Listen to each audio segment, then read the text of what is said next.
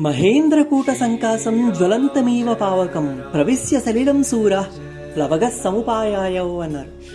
అపార శౌర్య సంపన్నుడైనటువంటి హనుమంతుడు గగనతలంలో ఎగురుతూ ఉండేటప్పుడు ఆయన శరీరాకృతి మహేంద్ర పర్వతంలాగా మహత్తరంగా కనిపించిందట.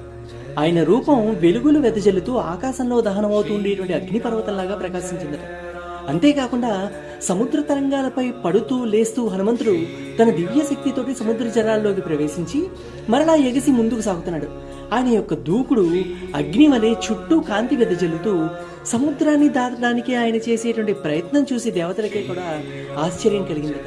ఆ దృశ్యం చూస్తే హనుమంతుడు ఒక సాధారణమైనటువంటి వానరుడు కాదు. ఆయనలో అగ్నిశక్తి, వాయుశక్తి, పర్వత శక్తి అన్నీ కలిసినట్లు కనిపించాయి. తన రూపమే ఒక జ్వలించేటువంటి దీప్తిలాగా భగవంతుడి యొక్క కార్యం సాధించడానికి సముద్రాన్ని ఛేదిస్తోంది అన్నట్లు సాగిందట. జై శ్రీరామ్.